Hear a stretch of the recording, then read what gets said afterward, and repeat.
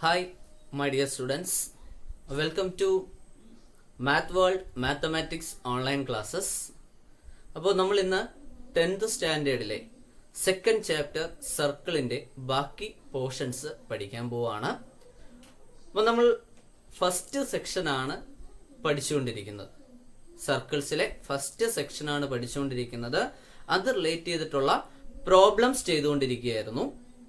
നമുക്കപ്പോൾ ആ ഫസ്റ്റ് സെക്ഷനിൽ എന്താണ് പഠിക്കാനുള്ളത് ഒന്ന് ഓടിച്ചൊന്ന് നോക്കാം. ഓക്കെ, അപ്പോൾ എന്താണ് പഠിച്ചു വെച്ചിരിക്കുന്നത്? ഒരു സർക്കിൾ എടുക്കുന്നു. സർക്കിൾ വരയ്ക്കാൻ ആദ്യം നമുക്ക് വേണ്ടത് സെന്റർ, ദെൻ ഈക്വൽ ഡിസ്റ്റൻസിലുള്ള പോയിന്റ് മാർക്ക് ചെയ്തുകൊണ്ട് ഒരു ലൈൻ വരച്ചു. എന്ത് വരയ്ക്കുന്നു? സർക്കിൾ വരയ്ക്കുന്നു. സെന്ററിന് ഞാൻ O എന്ന് പേര് കൊടുത്തു. എന്നിട്ട് ഇതിലെ ഒരു ഡയമീറ്റർ വരയ്ക്കുന്നു. ഡയമീറ്ററിന്റെ പേര് AB. അപ്പോൾ ഒരു വൃത്തം വരച്ചു. വൃത്തകേന്ദ്രത്തിന് O എന്നും അതിലൊരു വ്യാസം വരച്ചു, അതിന് AB എന്നും പേര് കൊടുത്തു. ഓക്കെ ആണേ. ഇനി ഈ ഒരു വൃത്തത്തിൽ 3 ബിന്ദുക്കൾ ഞാൻ എടുക്കാൻ പോവാണ്. എവിടേക്കാന്ന് ചോദിച്ചാൽ, ഒന്ന് വൃത്തത്തിനകത്ത് ഇൻസൈഡ് ദി സർക്കിൾ, അടുത്തത് ഓൺ ദി സർക്കിൾ, അടുത്തത് ഔട്ട്സൈഡ് ദി സർക്കിൾ. വൃത്തത്തിനകത്ത്, വൃത്തത്തിൽ, വൃത്തത്തിന് പുറത്ത്, അങ്ങനെ 3 ബിന്ദുക്കൾ എടുത്തു. എന്നിട്ട് അതിന് പേര് കൊടുക്കുകയാണ്. ആദ്യത്തെ ബിന്ദുവിന് P, വൃത്തത്തിനകത്തുള്ള ബിന്ദുവിന് P എന്നും വൃത്തത്തിലുള്ള ബിന്ദുവിന് Q എന്നും പുറത്തുള്ളതിന് എന്തെന്നും കൊടുത്തു? R എന്നും കൊടുത്തു. എന്നിട്ട് എയിൽ നിന്ന് പിയിലോട്ടൊരു ലൈൻ വരച്ചു, പിയിൽ നിന്ന് ബിയിലോട്ടൊരു ലൈൻ വരച്ചു. ഓക്കെ ആണേ. അവിടെ ഒരു ആംഗിൾ ഫോം ചെയ്തു, ഒരു കോൺ ഉണ്ടായിട്ടുണ്ട്. കോണിന്റെ പേരെന്താ? Angle APB. ഇതുപോലെ എയിൽ നിന്ന് ക്യൂയിലോട്ട് വരയ്ക്കുന്നു, ക്യൂയിൽ നിന്ന് ബിയിലോട്ട് വരയ്ക്കുന്നു. അവിടെയും ഒരു ആംഗിൾ ഫോം ചെയ്തിട്ടുണ്ട്. ആംഗിളിന്റെ പേര് ആംഗിൾ AQB. ഇതുപോലെ എയിൽ നിന്ന് ആറിലോട്ടും വരച്ചു, ആറിൽ നിന്ന് ബിയിലോട്ടും വരയ്ക്കുന്നു. മറ്റൊരു ആംഗിൾ ഉണ്ട്, ആംഗിൾ ARB. അങ്ങനെ എനിക്ക് എത്ര കോണുകൾ കിട്ടി? 3 കോണുകൾ കിട്ടി. ഓക്കെ ആണല്ലോ. ഈ കോണുകൾക്കെല്ലാം ഒരു പ്രത്യേകതയുണ്ട്. അതാണ് നമ്മൾ ഒന്നാമത്തെ സെക്ഷനിൽ പഠിക്കുന്നത്. P എന്ന് പറയുന്ന ബിന്ദു വൃത്തത്തിനകത്തല്ലേ കിടക്കുന്നത്. അതുകൊണ്ട് ഇതൊരു ഒബ്റ്റ്യൂസ് ആംഗിൾ ആയിരിക്കും. ഒബ്റ്റ്യൂസ് അല്ലെങ്കിൽ മലയാളം മീഡിയം എന്ത് പറയും? ബൃഹത് കോണായിരിക്കും. ഈ കോൺ എന്ന് പറയുന്നത് റൈറ്റ് ആംഗിൾ ആയിരിക്കും, അല്ലെങ്കിൽ മട്ടത്രികോണമായിരിക്കും. ഈ കോൺ എന്ന് പറയുന്നതോ അക്യൂട്ട് ആംഗിൾ ആയിരിക്കും, അല്ലെങ്കിൽ ന്യൂനകോണായിരിക്കും. ഇനി ഈ കോണുകളൊക്കെ പേരൊക്കെ ഞാൻ പറഞ്ഞു. അക്യൂട്ട് എന്ന് പറഞ്ഞാൽ 90-ൽ കുറവ്, റൈറ്റ് എന്ന് പറഞ്ഞാൽ ഈക്വൽ ടു 90, 90. മൂന്നാമത്തത് ഒബ്റ്റ്യൂസ് എന്ന് പറഞ്ഞാലോ 90-ൽ കൂടുതൽ.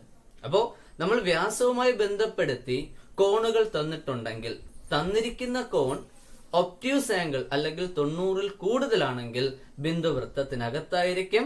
90 ആണെങ്കിൽ ബിന്ദു വൃത്തത്തിലായിരിക്കും. 90-ൽ കുറവാണെങ്കിലോ വൃത്തത്തിന് പുറത്തായിരിക്കും. അതാണ് നമ്മൾ ഒന്നാമത്തെ സെക്ഷനിൽ പഠിച്ചു വെച്ചിരിക്കുന്നത്. ഇത് റിലേറ്റ് ചെയ്തിട്ടുള്ള പ്രോബ്ലംസ് ആണ് നമ്മൾ എന്ത് ചെയ്യുന്നത്? ഡിസ്കസ് ചെയ്യുന്നത്. ഓക്കെ, അപ്പോൾ inside the circle more than 90 degree, on the circle equal to 90 degree, outside the circle less than 90 degree. Okay, ആ ഒരു കൺസെപ്റ്റ് വെച്ചുകൊണ്ടുള്ള പ്രോബ്ലംസ് ആണ് നമ്മൾ ഡിസ്കസ് ചെയ്തുകൊണ്ടിരിക്കുന്നത്. കുറച്ച് പ്രോബ്ലംസ് ഡിസ്കസ് ചെയ്ത് കഴിഞ്ഞു. ഇനി ഒരു 4 പ്രോബ്ലം കൂടി ബാലൻസ് ഉണ്ട്. അത് നമുക്ക് ആദ്യം ഡിസ്കസ് ചെയ്യാം, എന്നിട്ട് രണ്ടാമത്തെ സെക്ഷനിലോട്ട് എൻട്രി ചെയ്യാം. ഓക്കെ, അപ്പൊ നമുക്ക് ഫസ്റ്റ് ക്വസ്റ്റ്യൻ ശ്രദ്ധിക്കാം. Prove that the 2 circles drone on the 2 equal side of an isosceles triangle as diameters passing through the midpoint of the third side. ഒരു സമപാർശ്വ ത്രികോണത്തിന്റെ തുല്യമായ വശങ്ങൾ വ്യാസങ്ങളായി വരയ്ക്കുന്ന വൃത്തങ്ങൾ മൂന്നാമത്തെ വശത്തിന്റെ മധ്യബിന്ദുവിൽ കൂടി കടന്നു പോകും എന്ന് തെളിയിക്കുക. അപ്പോൾ നിങ്ങൾ ഒന്നാമത്തെ ക്വസ്റ്റ്യൻ കേട്ട് കഴിഞ്ഞു. ഒന്നാമത്തെ ക്വസ്റ്റ്യൻ ഇതാണ് ഉദ്ദേശിക്കുന്നത്. ഒരു ഐസോസിലസ് അല്ലെങ്കിൽ സമപാർശ്വ ത്രികോണത്തിന്റെ തുല്യവശങ്ങൾ വ്യാസമാക്കി വരയ്ക്കുന്ന വൃത്തങ്ങൾ, ഈക്വൽ സൈഡ്സ് ഡയമീറ്റർ ആയി വരയ്ക്കുന്ന സർക്കിൾസ് മിഡ് പോയിന്റിൽ കൂടി, ബേസിന്റെ മിഡ് പോയിന്റിൽ കൂടി, പാദത്തിന്റെ മധ്യബിന്ദുവിൽ കൂടി കടന്നു പോകുന്നു എന്ന് തെളിയിക്കുക. ഓക്കെ, അതിനുവേണ്ടി ഞാൻ എന്ത് ചെയ്തു, ഫിഗർ വരച്ചു. അപ്പോ എ ബി സി എന്ന് പറയുന്ന ഒരു ട്രയാങ്കിൾ വരച്ചിട്ടുണ്ട്. അതില് എ ബി ഈക്വൽ ടു എന്താണ്, എ സി ആണ്. അപ്പൊ ഈ രണ്ട് വശങ്ങളും തുല്യമാണ്. ഓക്കെ ആണല്ലോ. എന്നിട്ട് ബേസിന്റെ പാദത്തിന്റെ മധ്യബിന്ദു ഞാൻ അടയാളപ്പെടുത്തിയിട്ടുണ്ട്. എയിൽ നിന്ന് ഒരു ലൈൻ, ഡോട്ടഡ് ലൈൻ എങ്ങോട്ടും വരച്ചിട്ടുണ്ട്, എമ്മിലോട്ടും വരച്ചിട്ടുണ്ട്. ഓക്കെ ആണല്ലോ. ഇനി ഇവിടെ എങ്ങനെയാണ് വൃത്തങ്ങൾ വരയ്ക്കേണ്ടത്? എ ബി വ്യാസമാക്കിയും വരയ്ക്കണം, എ സി വ്യാസമാക്കിയും വരയ്ക്കണം. അപ്പൊ ആദ്യം നമുക്ക് എ ബിയുടെ കേസ് നോക്കാം. ഞാനിവിടെ ഒരു ആംഗിൾ എഴുതാൻ പോവാണ്. ആംഗിൾ എ എം ബി കാണുന്നുണ്ടാവുമല്ലോ, എ എം ബി. ഈ ആംഗിൾ എത്ര ഡിഗ്രി ആയിരിക്കും? 90 ഡിഗ്രി ആയിരിക്കും. അത് ഐസോസെലസ് ട്രയാംഗിളിന്റെ ഒരു പ്രത്യേകതയാണ് അല്ലെ. എവിടെ നിന്ന് വരയ്ക്കുന്ന ലൈൻ? ഈക്വൽ സൈഡ് മീറ്റ് ചെയ്യുന്ന പോയിന്റിൽ നിന്ന് ഓപ്പോസിറ്റ് സൈഡ് അല്ലെങ്കിൽ ബേസിന്റെ മിഡ് പോയിന്റിലോട്ട് വരയ്ക്കുന്ന ലൈൻ പെർപെൻഡിക്കുലർ ലൈൻ ആയിരിക്കും. എന്ന് പറഞ്ഞാൽ മേക്ക് എൻ ആംഗിൾ 90 ഡിഗ്രി ആയിരിക്കും. അത് വെച്ചുകൊണ്ട് ഞാൻ എഴുതി angle A M B equal to 90 degree. Okay ആണല്ലോ. ഇനി എ ബി വ്യാസമായിക്കൊണ്ട് ഞാനൊരു സർക്കിൾ വരയ്ക്കുന്നു. എങ്ങനെയാണ് വരയ്ക്കുന്നത്? A circle is drawn with A B as diameter. കാണുന്നുണ്ടല്ലോ. അപ്പൊ ഈ പടത്തില് എ ബി വ്യാസമാക്കിക്കൊണ്ട് ഞാനൊരു വൃത്തം വരയ്ക്കുകയാണ്. ഓക്കെ ആണ്. ആംഗിൾ എ എം ബി എത്ര ഡിഗ്രി എന്ന് തന്നിട്ടുമുണ്ട്, 90 ഡിഗ്രി എന്ന് തന്നിട്ടുമുണ്ട്. അപ്പൊ ഈ വരയ്ക്കുന്ന വൃത്തം എ ബി വ്യാസമായി അല്ലെങ്കിൽ എ ബി ഡയമീറ്റർ ആയിട്ട് വരയ്ക്കുന്ന സർക്കിൾ ഏത് പോയിന്റിൽ കൂടി പാസ് ചെയ്യും? Pass through the point M. Reason angle എത്ര ഡിഗ്രിയാണ്?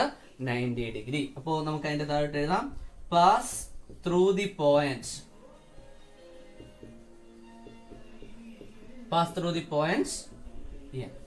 അപ്പോ ഇങ്ങനെ വരയ്ക്കുന്ന വൃത്തം ഏത് പോയിന്റിൽ കൂടി കടന്നു പോകും? എം എന്ന ബിന്ദുവിൽ കൂടി കടന്നു പോകും. അതിനുള്ള റീസൺ എന്താണ്? ആംഗിൾ എത്ര ഡിഗ്രിയാണ്? 90 ഡിഗ്രിയാണ്. ഓക്കെ ആണല്ലോ. ഇതുപോലെ ആംഗിൾ എ എം സി എന്ത് വരും? നോക്കി പറഞ്ഞേ. ആംഗിൾ എ എം സി അതും 90 ഡിഗ്രി അല്ലേ? ഇത് 90 ഡിഗ്രി ആയപ്പോൾ ഇതും എത്ര ഡിഗ്രിയായി? 90 ഡിഗ്രി ആയി. ഇത് 90 ഡിഗ്രി ആണെങ്കിൽ ഒരു സർക്കിൾ വരയ്ക്കുകയാണ്. എ ബിക്ക് പകരം എന്ത് ഡയമീറ്റർ ആയിട്ട് എടുക്കുന്നു? A C. അപ്പോ ഞാൻ angle A M C 90 degree എന്ന് എഴുതി. എന്നിട്ട് എ സി വ്യാസമാക്കിക്കൊണ്ട് ഒരു വൃത്തം വരയ്ക്കുന്നു.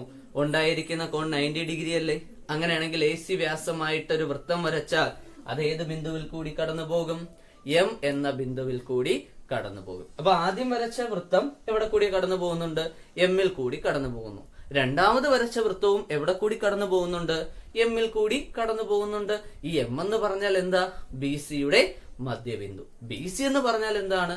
പാദം അല്ലെങ്കിൽ ബേസ് അല്ലെ. അപ്പൊ നമുക്ക് ഇവിടെ നിന്ന് എന്ത് പറയാം? തുല്യ വശങ്ങൾ വ്യാസമാക്കിക്കൊണ്ട് വരയ്ക്കുന്ന വൃത്തം പാദത്തിന്റെ മധ്യബിന്ദുവിൽ കൂടി കടന്നു പോകുന്നു. The circle drawn with equal sides as diameter pass through the mid point of the base. Okay, clear അല്ലേ? സിമ്പിൾ ക്വസ്റ്റ്യൻ ആണ്. മേക്ക് ചെയ്യുന്ന ആംഗിൾ 90 ഡിഗ്രി. സോ സർക്കിൾ വരയ്ക്കുമ്പോൾ ആ പോയിന്റിൽ കൂടി പാസ് ചെയ്യുന്നു. ഓക്കെ, ഇനി ഇതുപോലെയുള്ള അടുത്ത ഒരു ക്വസ്റ്റ്യനിലോട്ട്, ഇങ്ങനെ സിമ്പിൾ ആയിട്ട് നമുക്ക് സെന്റൻസ് വെച്ച് പറയാൻ പറ്റുന്ന അടുത്ത ഒരു ക്വസ്റ്റ്യനിലോട്ട് കിടക്കാം. ആ ക്വസ്റ്റ്യൻ ടെക്സ്റ്റ് ബുക്കിൽ നമുക്ക് രണ്ടെണ്ണം ഒരുമിച്ചാണ് തന്നിരിക്കുന്നത്. ഞാൻ അത് രണ്ടായിട്ട് സ്പ്ലിറ്റ് ചെയ്താണ് പറയാൻ പോകുന്നത്. ഓക്കെ, അപ്പൊ ആദ്യത്തെ പാർട്ട് നമുക്ക് ഒന്ന് ശ്രദ്ധിക്കാം. Prove that all 4 circles drawn with the sides of a rhombus as diameters pass through a common point. ഒരു സമഭുജ സാമാന്തരികത്തിന്റെ 4 വശങ്ങളും വ്യാസമായി വരയ്ക്കുന്ന വൃത്തങ്ങളെല്ലാം പൊതുവായ ഒരു ബിന്ദുവിൽ കൂടി കടന്നു പോകും എന്ന് തെളിയിക്കുക. ഓക്കെ, നമുക്കിനി സെക്കൻഡ് ക്വസ്റ്റ്യനിലോട്ട് കിടക്കാം. ക്വസ്റ്റ്യൻ നിങ്ങൾ വായിച്ചല്ലോ. ക്വസ്റ്റ്യൻ എന്താ പറഞ്ഞിരിക്കുന്നത്? ഒരു റോംബസ് അല്ലെങ്കിൽ സമഭുജ സാമാന്തരികത്തിന്റെ സൈഡ്സ്, വശങ്ങൾ വ്യാസമായിക്കൊണ്ട് ഡയമീറ്റർ ആയിക്കൊണ്ട് എന്ത് വരയ്ക്കുന്നു? സർക്കിൾസ് വരയ്ക്കുന്നു. അതൊരു കോമൺ പോയിന്റിൽ കൂടി പാസ് ചെയ്യുന്നു എന്ന് പ്രൂവ് ചെയ്യാം. ഞാനിതാ ഒരു റോംബസ് അല്ലെങ്കിൽ സമഭുജ സാമാന്തരികം എടുത്തിട്ടുണ്ട്. ഇതിന്റെ sides A B, B C, C D, A D. ഈ വരച്ചിരിക്കുന്നത് റോംബസ് അല്ലെങ്കിൽ സമഭുജ സാമാന്തരികം ആവാനുള്ള കണ്ടീഷൻ എന്താണ്? A B equal to BC equal to CD equal to എന്തായിരിക്കണം? AD. എല്ലാ സൈഡ്സും ഈക്വൽ ആയിരിക്കണം. ഓക്കെ ആണല്ലോ. ഇനി ഞാൻ ചെയ്യുന്നത് ഈ തന്നിരിക്കുന്ന റോംബസിന്റെ ഡയഗണൽസ് വരയ്ക്കാൻ പോവാം. തന്നിരിക്കുന്ന സമഭുജ സാമാന്തരികത്തിന്റെ വികരണം. ഒന്നാമത്തെ വികരണം ഏതാ? BD. രണ്ടാമത്തെ വികരണം വരയ്ക്കുന്നു ഏതാണ്? AC. അപ്പൊ ഇതിലെ രണ്ട് വികരണങ്ങൾ വരച്ചു, BDയും വരച്ചു, ACയും വരച്ചു. നമുക്കറിയാം ഒരു സമഭുജ സാമാന്തരികം അല്ലെങ്കിൽ റോംബസിന്റെ ഡയഗണൽസ് എന്ത് ചെയ്യുന്നു? പെർപെൻഡിക്കുലർ ആയിട്ട് ബൈസെക്ട് ചെയ്യുന്നു, ലംബമായിട്ട് സമഭാഗം ചെയ്യുന്നു. എന്ന് പറഞ്ഞാൽ ഇവിടെ ഉണ്ടായേക്കുന്ന കോൺ എത്ര ഡിഗ്രിയാ? 90 ഡിഗ്രി. ഈ കോൺ എത്ര ഡിഗ്രിയാ? 90 ഡിഗ്രി. ഈ കോണും എത്ര ഡിഗ്രിയാ? 90 ഡിഗ്രി. ഈ കോണും എത്രയായിരിക്കും? 90 ഡിഗ്രി. അപ്പൊ ഇവിടെ വന്നിരിക്കുന്ന എല്ലാ കോണുകളും 90 ഡിഗ്രി ആയിരിക്കും. ഇനി മധ്യത മീറ്റ് ചെയ്ത പോയിന്റ് ഞാൻ എന്തെന്ന് പേര് കൊടുക്കുന്നു? എം. ആ പോയിന്റ് എന്തെന്ന് പേര് കൊടുത്തു? എം. ഇനി നിങ്ങളൊന്ന് ആലോചിച്ച് നോക്കിയേ. AB വ്യാസമായ ഒരു വൃത്തം വരയ്ക്കുന്നു, എമ്മിൽ കൂടി പാസ് ചെയ്യും. കാര്യം കോൺ എത്ര ഡിഗ്രിയാ? 90 ഡിഗ്രി. അതുപോലെ BC വ്യാസമായി വരയ്ക്കുന്നു, BC ഡയമീറ്റർ ആയിട്ട് സർക്കിൾ വരയ്ക്കുന്നു, എമ്മിൽ കൂടി പാസ് ചെയ്യും. Reason angle 90 degree. Then CD diameter ആയിക്കൊണ്ട് ഒരു സർക്കിൾ വരയ്ക്കുന്നു, എവിടെ കൂടി പാസ് ചെയ്യും? എമ്മിൽ കൂടി പാസ് ചെയ്യും. Reason angle 90 degree. Then AD വ്യാസമായിക്കൊണ്ട് സർക്കിൾ വരയ്ക്കുന്നു, AD ഡയമീറ്റർ ആക്കി സർക്കിൾ വരയ്ക്കുന്നു, അതും എവിടെ കൂടി പാസ് ചെയ്യും? എമ്മിൽ കൂടി പാസ് ചെയ്യും. അപ്പൊ ഈ തന്നിരിക്കുന്ന അല്ലെങ്കിൽ ഈ വരച്ചിരിക്കുന്ന റോംബസിന്റെ സൈഡ്സുകൾ വ്യാസമായിക്കൊണ്ട് അല്ലെങ്കിൽ ഡയമീറ്റർ ആയിക്കൊണ്ട് ഞാൻ വരയ്ക്കുന്ന എല്ലാ സർക്കിൾസും ഏത് പോയിന്റിൽ കൂടി പാസ് ചെയ്യുന്നു? എം എന്ന പോയിന്റിൽ കൂടി പാസ് ചെയ്യുന്നു. എം എന്ന് പറയുന്ന ഒരു കോമൺ പോയിന്റ് അല്ലേ? അപ്പൊ നമുക്ക് എന്ത് പറയാം? ഒരു എന്താണ് റോംബസ് അല്ലെങ്കിൽ സമഭുജ സാമാന്തരികത്തിന്റെ വശങ്ങൾ അല്ലെങ്കിൽ സൈഡ്സ് ഡയമീറ്റർ അല്ലെങ്കിൽ വ്യാസമായി എടുത്ത് വരയ്ക്കുന്ന എല്ലാ സർക്കിൾസും എവിടെ കൂടി പാസ് ചെയ്യുന്നു? ഡയഗണൽസ് മീറ്റ് ചെയ്യുന്ന പോയിന്റിൽ കൂടി പാസ് ചെയ്യുന്നു. വികരണങ്ങൾ കൂട്ടിമുട്ടുന്ന ബിന്ദുവിൽ കൂടി കടന്നു പോകുന്നു. അപ്പൊ നമുക്ക് എന്ത് പറയാം? ഒരു കോമൺ പോയിന്റിൽ കൂടി പാസ് ചെയ്യുന്നു. ഇത്രയുള്ളൂ. അപ്പൊ ആ കോമൺ പോയിന്റ് ഏതെന്ന് ചോദിച്ചാൽ ഏതാണ്? Meeting point of meeting point of diagonals. വികരണങ്ങൾ കൂട്ടിമുട്ടുന്ന ബിന്ദുവാണ് എന്തായിട്ട് മാറുന്നത്?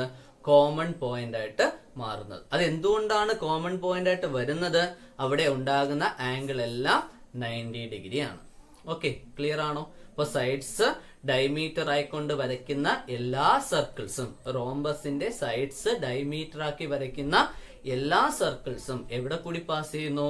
Point of intersection of diagonals. Okay, അപ്പൊ അതൊരു എന്തായിട്ട് മാറി? കോമൺ പോയിന്റ് ആയിട്ട് മാറി. അപ്പോ ഒരു സമഭുജ സാമാന്തരികത്തിന്റെ എല്ലാ വശങ്ങളും വ്യാസമായി വരയ്ക്കുന്ന വൃത്തം വികരണങ്ങൾ കൂട്ടിമുട്ടുന്ന ബിന്ദുവിൽ കൂടി കടന്നു പോകുന്നു. അപ്പൊ നമുക്ക് എന്ത് കിട്ടി? ഒരു പൊതുവായ ബിന്ദു ലഭിച്ചു. ഓക്കെ, ക്ലിയർ ആണല്ലോ. ഇനി ഈ ക്വസ്റ്റ്യന്റെ തന്നെ സെക്കൻഡ് പാർട്ട് ഉണ്ട്, അത് നമുക്കൊന്ന് ശ്രദ്ധിക്കാം. Prove that this is true for any quadrilateral with adjacent sides equal as in the picture. ചിത്രത്തിലേതുപോലെ സമീപവശങ്ങൾ തുല്യമായ ഏത് ചതുർഭുജത്തിലും ഇത് ശരിയാണെന്ന് തെളിയിക്കുക.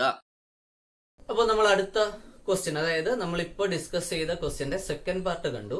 സെക്കൻഡ് പാർട്ടിൽ പറഞ്ഞിരിക്കുന്നത് അഡ്ജസന്റ് സൈഡ് ഈക്വൽ ആയിട്ടുള്ള സമീപവശങ്ങൾ തുല്യമായിട്ടുള്ള ഏതെടുക്കുകയാണെങ്കിൽ ക്വാഡ്രിലാറ്ററൽ അല്ലെങ്കിൽ ചതുർഭുജം എടുക്കുകയാണെങ്കിൽ അവിടെയും ഇതുപോലെ ഒരു കോമൺ ആയിട്ടുള്ള പോയിന്റ് ഉണ്ട് അല്ലെങ്കിൽ ഉണ്ടോ എന്ന് പ്രൂവ് ചെയ്യണം. ഉണ്ടെന്ന് പ്രൂവ് ചെയ്യണം. ഓക്കെ, അപ്പൊ ഇതുപോലെ ഒരു ക്വസ്റ്റ്യൻ തന്നെയാണ് ഒരു ക്വാഡ്രിലാറ്ററലാണ് എടുക്കുന്നത്. അതിന്റെ പ്രത്യേകത എന്താ? Adjacent sides are equal. അങ്ങനെയുള്ള ക്വാഡ്രിലാറ്ററൽ നമ്മൾ വിളിക്കുന്ന പേരെന്താണ്? കൈറ്റ്. KIT, KITE. മലയാളത്തിലും കൈറ്റ് അല്ലെങ്കിൽ വേണമെങ്കിൽ പട്ടം എന്ന് നമുക്ക് പറയാം. ഓക്കെ, അപ്പൊ കൈറ്റ് ആണ് നമുക്ക് തന്നിരിക്കുന്നത്. അതിന്റെ 4 വശങ്ങളും വ്യാസമായിക്കൊണ്ട് എന്ത് വരയ്ക്കാൻ പോവാണ്? വൃത്തങ്ങൾ വരയ്ക്കുന്നു. അത് ഒരു കോമൺ പോയിന്റിൽ കൂടി പാസ് ചെയ്യുന്നു എന്ന് പ്രൂവ് ചെയ്യാം. അപ്പൊ ഇതേപോലെ തൊട്ട് മുമ്പേ പറഞ്ഞ അതുപോലെ തന്നെയാണ് കൈറ്റിനും ഒരു പ്രത്യേകതയുണ്ട്. അതിന്റെ ഡയഗണൽസ് പെർപെൻഡിക്കുലർ ആയിട്ട് കട്ടാവുന്നു. ബൈസെക്ട് ചെയ്യില്ല, പക്ഷെ പെർപെൻഡിക്കുലർ ആയിട്ടായിരിക്കും കട്ടാവുന്നത്. അപ്പൊ ഞാൻ അതിനു വേണ്ടി ആ ഒരു ക്വസ്റ്റ്യൻ പ്രൂവ് ചെയ്യുന്നതിന് വേണ്ടി ഒരു കൈറ്റ് വരച്ചിട്ടുണ്ട്. ഇത് കൈറ്റ് ആണ് എന്ന് നമുക്ക് എങ്ങനെ പറയാൻ പറ്റും? If A B equal to A D and B C equal to C D. A ബിയും എ ഡിയും തുല്യമാണ്, അതുപോലെ ബി സിയും എ സിയും തുല്യമാണെങ്കിൽ ഇതിനെ നമുക്ക് എന്തെന്ന് വിളിക്കാം? കൈറ്റ് അല്ലെങ്കിൽ പട്ടം എന്ന് വിളിക്കാം. ഇതിന്റെ രണ്ട് ഡയഗണൽസ് വരയ്ക്കാം. ഒരു ഡയഗണൽ ഏതാ? B D. അടുത്ത ഡയഗണൽ വരയ്ക്കുക. അടുത്ത ഡയഗണൽ ഏതാണ്? A C. അപ്പൊ ഞാൻ രണ്ട് ഡയഗണൽ വരച്ചു. ഒന്ന് ബി ഡി, അടുത്തത് എ സി. മീറ്റ് ചെയ്യുന്ന പോയിന്റ് ഉണ്ടല്ലോ, നമുക്ക് തൊട്ട് മുമ്പേ കൊടുത്ത കണക്ക് എന്തെന്ന് പേര് കൊടുക്കാം? എം എന്ന് പേര് കൊടുക്കാം. ഇനി ഇവിടെ ഫോം ചെയ്തേക്കുന്ന ആംഗിൾ നോക്കി. ഈ ആംഗിൾ എത്ര ഡിഗ്രിയാണ്? 90 ഡിഗ്രി. ഈ ആംഗിൾ എത്ര ഡിഗ്രിയാണ്? 90 ഡിഗ്രി. അതുപോലെ ഈ ആംഗിളും എത്ര ഡിഗ്രി ആയിരിക്കും? 90 ഡിഗ്രി. ഈ ആംഗിളും എത്ര ഡിഗ്രി ആയിരിക്കും? 90 ഡിഗ്രി. അപ്പോ എമ്മിൽ ഫോം ചെയ്തിരിക്കുന്ന ആംഗിൾ എല്ലാം 90 ഡിഗ്രിയാണ്. അപ്പൊ ഇനി നമ്മൾ എങ്ങനെ പറയാം? എ ബി വ്യാസമായിക്കൊണ്ടൊരു സർക്കിൾ വരയ്ക്കുന്നു. ഇതാണ് എ ബി. അത് വ്യാസമായിക്കൊണ്ടൊരു സർക്കിൾ വരച്ചാൽ എയിലും ബിയിലും അതുപോലെ എവിടെയും ടച്ച് ചെയ്യും? എമ്മിലും ടച്ച് ചെയ്യും. അതുപോലെ എ ഡി വ്യാസമായിക്കൊണ്ടൊരു വൃത്തം വരയ്ക്കുന്നു. അത് എവിടെ ടച്ച് ചെയ്തിട്ടേ പോകത്തുള്ളൂ? എമ്മില് ടച്ച് ചെയ്തുകൊണ്ടേ പോകത്തുള്ളൂ. എന്തുകൊണ്ടാ ഈ വരച്ച സർക്കിള് എമ്മിൽ ടച്ച് ചെയ്യാനുള്ള റീസൺ എന്താ? എമ്മിൽ ഫോം ചെയ്തേക്കുന്ന ആംഗിൾ എത്ര ഡിഗ്രിയാണ്? 90 ഡിഗ്രിയാണ്. അതാണ് ഈ ക്വസ്റ്റ്യന്റെ കൺസെപ്റ്റ്. ഇനി സി ഡി ഡയമീറ്റർ ആയിക്കൊണ്ട് ഞാൻ സർക്കിൾ വരയ്ക്കുകയാണ്. അതും എവിടെ കൂടി പാസ് ചെയ്ത് പോവും? എമ്മിൽ കൂടി പാസ് ചെയ്യും. അതുപോലെ ബി സി ഡയമീറ്റർ ആയിക്കൊണ്ട് സർക്കിൾ വരച്ചാലും എവിടെ കൂടി പാസ് ചെയ്ത് പോവും? എമ്മിൽ കൂടി പാസ് ചെയ്ത് പോവും. എന്തുകൊണ്ടാണ് ഈ വരച്ചിരിക്കുന്ന എ ബിയും എ ഡിയും ബി സിയും സി ഡിയും വ്യാസമായി നമ്മൾ വൃത്തം വരയ്ക്കുമ്പോൾ എമ്മിൽ കൂടി കടന്നു പോകുന്ന എന്തുകൊണ്ടാണ്? അവിടെ ഫോം ചെയ്തേക്കുന്ന ആംഗിൾ 90 ഡിഗ്രിയാണ്. അത് മാത്രം നമ്മൾ പറഞ്ഞാൽ മതി. അപ്പോൾ നമുക്കിത് എക്സാമിന് എങ്ങനെ എഴുതാം എന്ന് ചോദിച്ചാൽ ഇങ്ങനെ എടുക്കാം. ആംഗിൾ എ എം ബി ആദ്യം എഴുതേണ്ട ഇതാണ്. Angle A M B equal to എത്ര degree? 90 degree. Angle A M B എത്ര ഡിഗ്രി എന്നാണ് തന്നിരിക്കുന്നത്? 90 ഡിഗ്രി എന്ന് തന്നിരിക്കുന്നു. അങ്ങനെയാണെങ്കിൽ എയും ബിയും കാണുന്നുണ്ടോ? എ ബി വ്യാസമായി വരയ്ക്കുന്ന വൃത്തം എവിടെ കൂടി പാസ് ചെയ്യും? എമ്മിൽ കൂടി പാസ് ചെയ്യും. അങ്ങനെ എഴുതിയാൽ മതി. Angle A M B equal to 90 degree. Then the circle drawn with AB as diameter pass through the point M. Pass through the point M. ഇനി അടുത്ത ഏത് ആംഗിൾ എടുക്കുക? Angle A M D. അതും എത്ര ഡിഗ്രിയാണ്? 90 ഡിഗ്രി. എങ്ങനെ എഴുതുക? Angle A M D equal to 90 degree. So the circle drawn with A D as diameter pass through the point M. Malayalam medium ആകുമ്പോഴത്തേക്കോ കോൺ എ എം ഡി എത്ര ഡിഗ്രിയാണ്? 90 ഡിഗ്രിയാണ്. അതുകൊണ്ട് നമുക്ക് എന്ത് പറയാം? എ ഡി വ്യാസമായി വരയ്ക്കുന്ന വൃത്തം എം എന്ന ബിന്ദുവിൽ കൂടി കടന്നു പോകുന്നു. അപ്പൊ ഇങ്ങനെ വരയ്ക്കുന്ന 4 വൃത്തങ്ങളും, വശങ്ങളെല്ലാം വ്യാസമായി വരയ്ക്കുന്ന 4 വൃത്തങ്ങളും എവിടെ കൂടി കടന്നു പോകുന്നു? എം എന്ന ബിന്ദുവിൽ കൂടി കടന്നു പോകുന്നു. അപ്പൊ എം എന്ന് പറയുന്നത് എന്തായിട്ട് മാറി? ഒരു കോമൺ പോയിന്റ് അല്ലെങ്കിൽ പൊതുവായ ബിന്ദുവായിട്ട് മാറും. ഓക്കെ, ഇത്രയേ ഉള്ളൂ. ഈ മോഡലിലാണ് അല്ലെങ്കിൽ ഇങ്ങനെയാണ് നമ്മൾ എന്ത് ചെയ്യുന്നത്? ഈ ക്വസ്റ്റ്യൻസ് ചെയ്യുന്നത്. ഇനി നമുക്ക് ഒരു ക്വസ്റ്റ്യനും കൂടെ ഈ ഒരു സെക്ഷനിൽ ബാലൻസ് ഉണ്ട്. നമുക്ക് ആ ക്വസ്റ്റ്യനും കൂടെ ഒന്ന് നോക്കാം, എങ്ങനെയാണ് ചെയ്യുന്നതെന്ന് നോക്കാം. ഓക്കെ, ക്വസ്റ്റ്യൻ ശ്രദ്ധിക്കുക. Question: a triangle is drawn by joining a point on a semicircle to the ends of the diameter. Then semicircle are drawn with the other two sides as diameter. Prove that the sum of the areas of blue and red crescents in the second picture is equal to the area of the triangle. ഒരു വൃത്തത്തിലെ ഒരു ബിന്ദുവും വ്യാസത്തിന്റെ രണ്ടറ്റങ്ങളും ചേർത്ത് ഒരു ത്രികോണം വരച്ചു. തുടർന്ന് ത്രികോണത്തിന്റെ മറ്റു 2 വശങ്ങൾ വ്യാസമായി അർദ്ധവൃത്തങ്ങളും വരച്ചു. രണ്ടാം ചിത്രത്തിലെ നീലയും ചുവപ്പുമായ ചന്ദ്രക്കലകളുടെ പരപ്പളവുകൾ കൂട്ടിയാൽ ത്രികോണത്തിന്റെ പരപ്പളവ് കിട്ടുമെന്ന് തെളിയിക്കുക. അപ്പോൾ നമ്മൾ അടുത്ത ക്വസ്റ്റ്യൻ കണ്ടു. കുറച്ച് ലെങ്തി ആയിട്ടുള്ള ക്വസ്റ്റ്യൻ ആണ്. അപ്പൊ അതിനകത്ത് 2 ഫിഗേഴ്സ് ഉണ്ട്. ഒന്നാമത്തെ ഫിഗർ ഇതാണ്. അപ്പോ ഇതൊരു സെമി സർക്കിൾ ആണ്, അർദ്ധവൃത്തമാണ്. അപ്പൊ വൃത്തത്തിൽ ഒരു പോയിന്റ് എടുത്തു, അവിടെ നിന്ന് എങ്ങോട്ട് ലൈൻസ് വരച്ചു, ഡയമീറ്ററിന്റെ എൻഡിലോട്ട് ലൈൻ വരച്ചു. അപ്പൊ നമുക്കൊരു ട്രയാങ്കിൾ കിട്ടിയിട്ടുണ്ട്. രണ്ടാമത്തെ ഫിഗറിൽ ഈ ട്രയാങ്കിള് സൈഡ് ഉണ്ട്, ഈ ഒരു സൈഡും അതുപോലെ ഈ സൈഡും ഡയമീറ്റർ ആയിക്കൊണ്ട് 2 സെമി സർക്കിൾ വരച്ചിട്ടുണ്ട്. അതില് ഷെയ്ഡ് ചെയ്തേക്കുന്ന പാർട്ട് ഉണ്ടോ, അതെ നമ്മൾ ക്രസൻസ് അല്ലെങ്കിൽ ചന്ദ്രക്കല എന്നാണ് പറയുന്നത്. ഫിഗറിൽ നോക്കിയാൽ തന്നെ അറിയാം, ചന്ദ്രക്കലയുടെ ഷേപ്പിലാണ് കിടക്കുന്നത്. ഈ 2 ക്രസൻസിന്റെ ഏരിയയും ഈ ട്രയാങ്കിളിന്റെ ഏരിയയും സെയിം ആണെന്ന് പ്രൂവ് ചെയ്യാം. ഈ 2 ക്രസൻസിന്റെ ഏരിയയും ഈ ട്രയാങ്കിളിന്റെ ഏരിയയും എന്താന്ന് പ്രൂവ് ചെയ്യാം, സെയിം ആണെന്ന് പ്രൂവ് ചെയ്യാം. അതിനുവേണ്ടി ഞാൻ ഇവിടെ ചെയ്യുന്നത്, ഈ ഡയമീറ്റർ ഉണ്ടോ, അതിന് ഡി എന്ന് കൊടുത്തു. ഈ ഒരു സൈഡിന് എ എന്ന് കൊടുക്കുന്നു, ഈ സൈഡിന് ഞാൻ ബി എന്ന് കൊടുക്കുന്നു. ഈ സൈഡിന് എ എന്നും ഈ സൈഡിന് ബി എന്നും കൊടുത്തു. അതേ ഫിഗർ തന്നെയാണ് ഇവിടെ കിടക്കുന്നത്. അതുകൊണ്ട് ഇത് ഡി ആയിരിക്കും, ഇത് എ ആയിരിക്കും, ഇതെന്തായിരിക്കും, ബി ആയിരിക്കും. വെറുതെ കൊടുത്ത പേരാണ്. ഈ സെമി സർക്കിളിന്റെ ഏരിയ എന്ത് വരും, ഈ വലിയ സെമി സർക്കിളിന്റെ ഏരിയ എന്ത് വരും? ഏരിയ കണ്ടുപിടിക്കുന്ന ഇക്വേഷൻ നമുക്കറിയാം. എന്താ? Pi R square by 2. Circle ആണെങ്കിൽ pi R square, semi circle ആകുമ്പോഴോ അതിന്റെ പകുതി പൈ ആർ സ്ക്വയർ ബൈ 2. വലിയ സെമി സർക്കിളിന്റെ ഡയമീറ്റർ ഡി ആണ്.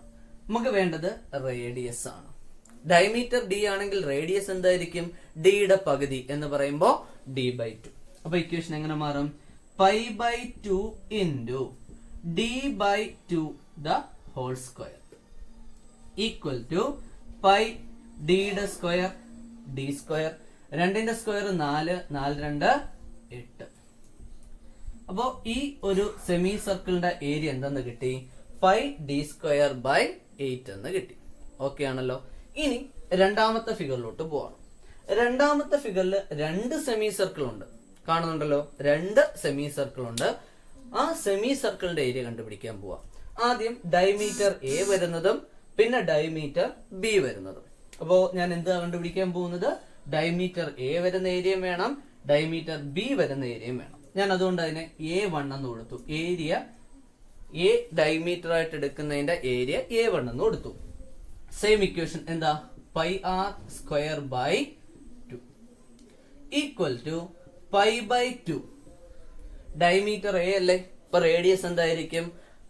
എ ബൈ 2, അതിന്റെ സ്ക്വയർ. അപ്പോ A by 2 the whole square equal to എന്ത് വരും? പൈ എയുടെ സ്ക്വയർ എ സ്ക്വയർ, അപ്പൊ പൈ എ സ്ക്വയർ ബൈ 2ന്റെ സ്ക്വയർ 4, 4 2 8. ഇതുപോലെ ബി ഡയമീറ്റർ ആയിട്ട് വരുമ്പോ എന്താണ് ഏരിയ? അത് ഞാൻ A2 എന്ന് പേര് കൊടുത്തു. A2 എങ്ങനെ കണ്ടുപിടിക്കാം? ഇക്വേഷൻ സെയിം തന്നെ, pi R square by 2 equal to pi by 2. A2 ആവുമ്പോ ഡയമീറ്റർ ബി അല്ലേ, അപ്പൊ എങ്ങനെ എടുക്കാം? B by 2 the whole square equal to എന്ത് വരും? പൈ ബി സ്ക്വയർ ബൈ 2ന്റെ സ്ക്വയർ 4, 4 2 8. അപ്പൊ നമുക്ക് ഫസ്റ്റ് സെമി സർക്കിളിന്റെ ഏരിയ, ചെറിയ സെമി സർക്കിളിലെ ഫസ്റ്റിന്റെ area pi A square by 8 എന്നും രണ്ടാമത്തെ area pi B square by 8 എന്നും കിട്ടി. അങ്ങനെ ടോട്ടൽ ഏരിയ എന്തായിരിക്കും? Total area A1 plus A2. ശരിയാണോ? ടോട്ടൽ ഏരിയ എന്തായിരിക്കും? A1 plus A2. അപ്പൊ എങ്ങനെ വരും? Pi A square by 8 plus pi B square by 8. ശരിയാണോ? Pi A square by 8 by pi B square by 8. ഇത് രണ്ടിൽ നിന്ന് എനിക്ക് പൈ ബൈ 8 കോമൺ ആയിട്ട് എടുത്തൂടെ? ഇപ്പൊ എങ്ങനെ കിട്ടും ഇത്? Pi by 8 into A square plus B square. Okay ആണല്ലോ. ഈ കൊടുത്തിരിക്കുന്ന ട്രയാങ്കിൾ ഒരു റൈറ്റ് ട്രയാങ്കിൾ അല്ലേ? ഡി ഡയമീറ്റർ ആണെങ്കിൽ, പോയിന്റ് സർക്കിളിലാണെങ്കിൽ ഈ ആംഗിൾ 90 ഡിഗ്രി വരത്തില്ലേ? ഈ വരച്ചിരിക്കുന്ന ഫിഗർ അല്ലെങ്കിൽ ഈ വരച്ചിരിക്കുന്ന ട്രയാങ്കിൾ റൈറ്റ് ട്രയാങ്കിൾ ആണെങ്കിൽ അവിടെ എന്ത് എഴുതാൻ പറ്റും? പൈതഗോറസ് തിയറം എഴുതാൻ പറ്റും. എന്താ ഇവിടുത്തെ പൈതഗോറസ് തിയറം വരുന്നേ? A square plus B square equal to D square. A square plus B square equal to D square. അപ്പൊ ഇവിടെ നമുക്ക് A square plus B square നടക്കുന്നുണ്ടോ? അവിടെ എനിക്ക് എന്തെന്ന് കൊടുക്കാം? ഡി സ്ക്വയർ എന്ന് കൊടുക്കാം. അപ്പൊ ഈ ഇക്വേഷൻ എങ്ങനെ മാറും? Pi by 8 D square. അപ്പോ ഈ ഇക്വേഷൻ നമുക്ക് എങ്ങനെ കിട്ടി? Pi by 8 D square. അപ്പോ ഒന്നാമത്തെ സെമി സർക്കിളിന്റെ ഏരിയ എന്ത് കിട്ടി? π/8d². ഈ രണ്ടാമത്തെ ഫിഗറിലെ രണ്ട് സെമി സർക്കിളിന്റെ ഏരിയ കൂട്ടിയപ്പോഴും എന്ത് കിട്ടി? π/8d². ഓക്കെ ആണല്ലോ. അത് മാത്രം ഞാനൊന്ന് എഴുതാൻ പോവാണ്. അപ്പോ ഒന്നാമത്തേല് ഏരിയ കണ്ടുപിടിച്ചപ്പോൾ നമുക്ക് എന്ത് കിട്ടി? πd²/8. ഏതിന്റെ ഏരിയ ആണ് കണ്ടുപിടിച്ചത്? സെമി സർക്കിളിന്റെ ഏരിയ കണ്ടുപിടിച്ചു. ഇനി രണ്ടാമത്തെ ഫിഗറിൽ നമ്മൾ എന്താ കണ്ടുപിടിച്ചത്? ഒന്നിന് പകരം എത്ര സെമി സർക്കിൾ ഉണ്ട്? 2 സെമി സർക്കിൾ ഉണ്ട്. അതിന്റെ ഏരിയയുടെ സം. അപ്പോ ഏരിയ സം എന്ന് കൊടുക്കാണ്. ഏരിയ സം ഈക്വൽ ടു എന്ത് തന്നെ കിട്ടി? πd²/8. ഏരിയ സം എന്ത് തന്നെയാണ് കിട്ടിയിരിക്കുന്നത്? πd²/8. ഓക്കെ ആണല്ലോ. ഇപ്പോഴും നമ്മുടെ ആൻസർ എത്തിയിട്ടില്ല. നമ്മുടെ ആൻസർ എന്ന് പറയുന്നത് ട്രയാങ്കിളിന്റെ ഏരിയയും ക്രസൻസിന്റെ ഏരിയയും സെയിം ആണെന്ന് പ്രൂവ് ചെയ്യണം. അപ്പൊ നോക്കിക്കോണേ, ഒന്നാമത്തെ സർക്കിളില് സെമി സർക്കിൾ ഈ ഒരു പാർട്ട് ഉണ്ടോ?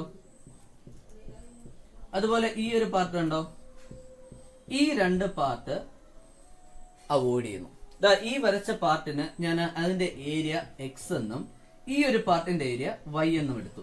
ഈ പാർട്ടിന്റെ ഏരിയ എക്സ് എന്നെടുത്തു, ഈ പാർട്ടിന്റെ ഏരിയ എന്തെന്നെടുത്തു? വൈ എന്നെടുത്തു. ഈ രണ്ട് പാർട്ട് ഞാൻ അവോയ്ഡ് ചെയ്താൽ, ഒന്നാമത്തെ ഫിഗറിൽ നിന്ന് ഈ രണ്ട് പാർട്ട് ഞാൻ അവോയ്ഡ് ചെയ്താൽ എന്തിന്റെ ഏരിയ കിട്ടും? ഏരിയ ഓഫ് ട്രയാങ്കിൾ കിട്ടത്തില്ലേ? നോക്കിയാൽ മതി. ഇനി ബാലൻസ് ഉള്ളത് ട്രയാങ്കിൾ ഏരിയ ആണ്. അപ്പോൾ ട്രയാങ്കിൾ ഏരിയ ഈക്വൽ ടു ത്രികോണത്തിന്റെ പരപ്പളവ് സമം എന്താ വരുന്നത്? മൊത്തം ഉള്ള പരപ്പളവിൽ നിന്ന് എക്സും കളയണം, വൈയും കളയണം. അപ്പൊ എങ്ങനെ എടുക്കാം? πd²/8 minus X minus Y. Okay ആണ്. അപ്പൊ നമുക്ക് എന്തിന്റെ ഏരിയ കിട്ടി? ട്രയാങ്കിളിന്റെ ഏരിയ കിട്ടി. ഇതേ ഫിഗറിൽ ഇതേപോലെ തന്നെയാണ് രണ്ടാമത്തെ ഫിഗറിൽ. ഇതാ ഈ കിടക്കുന്ന പാർട്ട് ഉണ്ടോ? കാണുന്നുണ്ടോ? അതിന്റെ ഏരിയ എന്താണ്? എക്സ് തന്നെയാണ്. കാര്യം സെയിം ഫിഗർ തന്നെയല്ലേ. അതുപോലെ ഈ ഒരു പാർട്ട് കണ്ടോ? അതിന്റെ ഏരിയ എന്താണ്? വൈ ആണ്. അപ്പോ നമുക്ക് ഇവിടെ എക്സ് കിട്ടി, ഇവിടെ എന്തും കിട്ടി? വൈ കിട്ടി. ആ രണ്ട് പാർട്ട് ഞാൻ അവോയ്ഡ് ചെയ്യുന്നു. നോക്കിക്കോളാം, നമുക്ക് സം ഏരിയ സം ഉണ്ട്.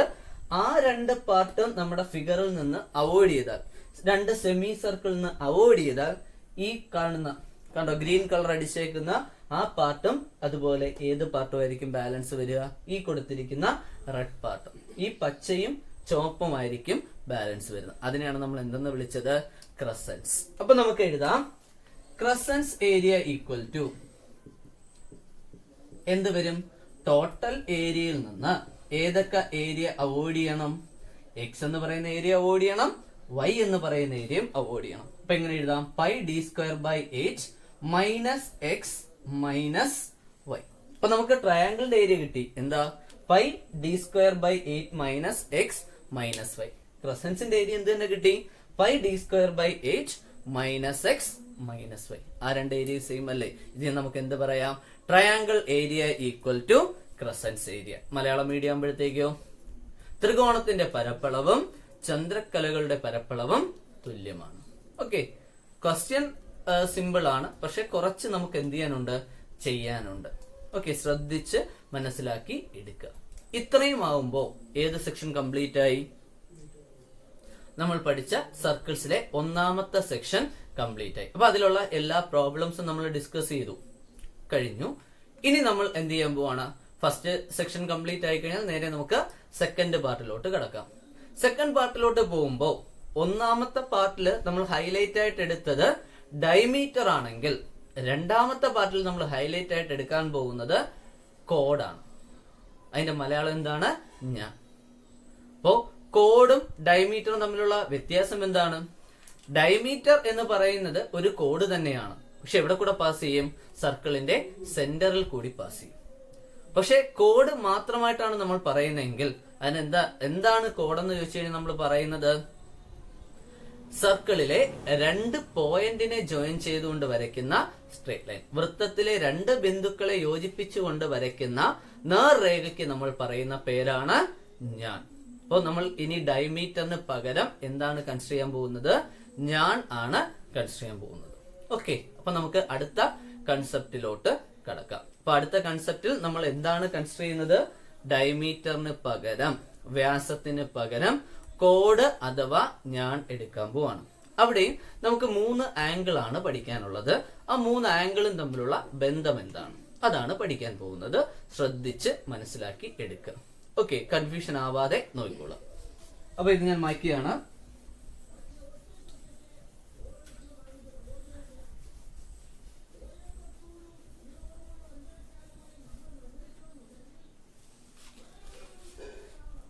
എങ്ങനെയാണെന്ന് നോക്കാം. അപ്പൊ ആദ്യം നമ്മൾ എന്ത് ചെയ്യണം? പഠിക്കുന്ന സർക്കിൾ എന്ന് പറയുന്ന ചാപ്റ്റർ ആയതുകൊണ്ട് ഒരു സർക്കിൾ വരച്ചു. സർക്കിളിന്റെ ഒരു സെന്റർ ഉണ്ട്. എന്താ പേര് കൊടുക്കുക? ഓ. ഇനി നമ്മൾ ഡയമീറ്ററിന് പകരം എന്ത് ചെയ്യാൻ പോവാണ്? ഒരു കോഡ് എടുക്കാൻ പോവാ, ഒരു ഞാൻ എടുക്കാൻ പോവാണ്. അപ്പൊ ദാ വരച്ചു. ഇത് എ, ഇത് ബി. അപ്പൊ വൃത്തത്തില് രണ്ട് ബിന്ദുക്കൾ കിട്ടിയിട്ടുണ്ട്, എയും ബി. ഈ രണ്ട് ബിന്ദുക്കൾ നമ്മൾ എടുക്കുമ്പോ വൃത്തം രണ്ട് ഭാഗങ്ങളായിട്ട് പോയിട്ടില്ലേ? നോക്കുക, എ ബി എന്ന് പറയുന്ന ഞാൻ വെച്ച് പറയുകയാണെങ്കിൽ എ ബിക്ക് താഴെ ഒരു ഭാഗമുണ്ട്, എ ബിക്ക് മുകളിൽ ഒരു ഭാഗമുണ്ട്.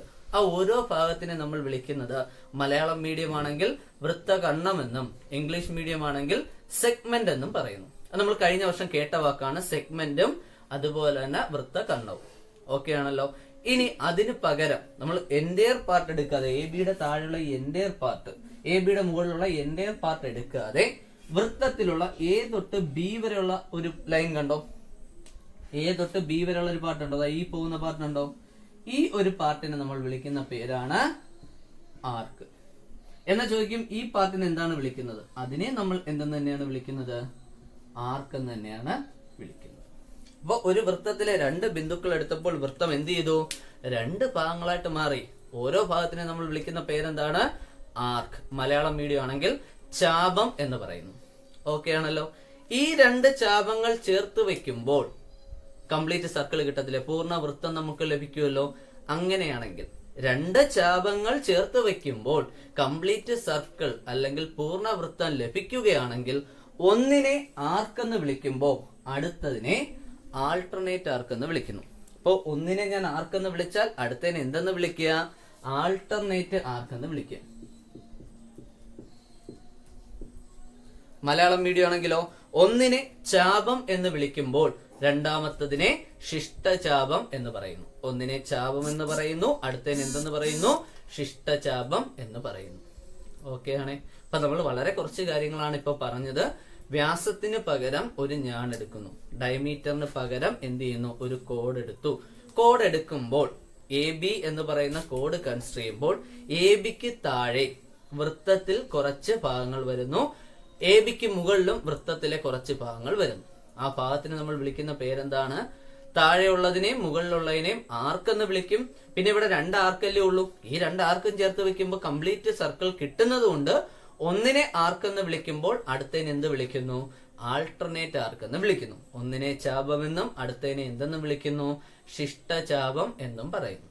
ഇനി ഇതിനെ എപ്പോഴും ആർക്ക് എന്ന് വിളിക്കണമെന്ന് നിർബന്ധമില്ല. ഇതിനെ വേണമെങ്കിൽ എന്തെന്ന് വിളിക്കാം?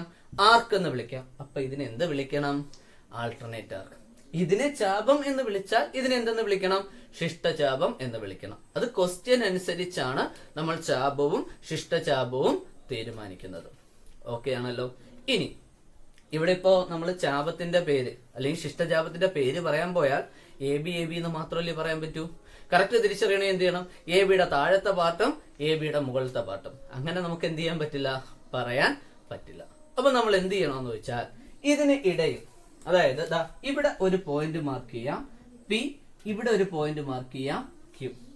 അങ്ങനെയാണെങ്കിൽ താഴത്തെ ചാപത്തിന്റെ പേരെന്താന്ന് ചോദിച്ചാൽ എന്തെന്ന് പറയാം? A P B. അപ്പൊ ഈ പടത്തിൽ നോക്കിയിട്ട് ചാപം എ പി ബി പറയാൻ പറഞ്ഞാൽ നമ്മൾ ഏതേ പറയൂ? എയിൽ തുടങ്ങി പിയിൽ കൂടി ബിയിലെത്തണം. അപ്പോ ഈ ഒരു ഭാഗമായിരിക്കും നമ്മൾ എടുക്കുന്നത്. അപ്പൊ ചാപത്തിന്റെ പേരെഴുതാൻ നമുക്ക് 3 ലെറ്റർ വേണം. ഒന്ന് സ്റ്റാർട്ടിംഗ് പോയിന്റ്, രണ്ടാമത്തെ പാസിംഗ് പോയിന്റ്, മൂന്നാമത്തത് എൻഡിങ് പോയിന്റ്. തുടങ്ങുന്ന സ്ഥലം, കടന്നു പോകുന്ന ബിന്ദു, അവസാനിക്കുന്ന ബിന്ദു. അങ്ങനെ 3 ബിന്ദുക്കൾ ഉണ്ടെങ്കിലേ നമുക്ക് ചാപത്തിന്റെ പേര് പറയാൻ കഴിയുകയുള്ളൂ. അതുപോലെ അടുത്ത എങ്ങനെ പറയാം? എയിൽ തുടങ്ങി ക്യൂയിൽ കൂടി എവിടെ എത്തുന്നു? ബിയിൽ എത്തുന്നു. അപ്പൊ അതിനെ നമുക്ക് എന്ത് വിളിക്കാം? A Q B. അപ്പൊ നമുക്കിവിടെ 2 ചാപങ്ങൾ കിട്ടി അല്ലെ? ചാപങ്ങൾ നമ്മൾ എത്ര അക്ഷരങ്ങൾ വെച്ചുകൊണ്ടാണ്, എത്ര ലെറ്റേഴ്സ് വെച്ചുകൊണ്ടാണ് റെപ്രസെന്റ് ചെയ്യുന്നത്? 3 ലെറ്റേഴ്സ്. സ്റ്റാർട്ടിങ്, എൻഡിങ്, പാസിംഗ് അല്ലെ? തുടങ്ങുന്ന ബിന്ദു, അവസാനിക്കുന്ന ബിന്ദു, കടന്നു പോകുന്ന ബിന്ദു. അപ്പൊ നമുക്ക് കൃത്യമായിട്ട് എന്ത് ഐഡന്റിഫൈ ചെയ്യാൻ പറ്റും? ചാപം ഐഡന്റിഫൈ ചെയ്യാൻ പറ്റും. അപ്പൊ ഇവിടെ രണ്ട് ചാപങ്ങളുണ്ട്. ഒന്നെന്താ?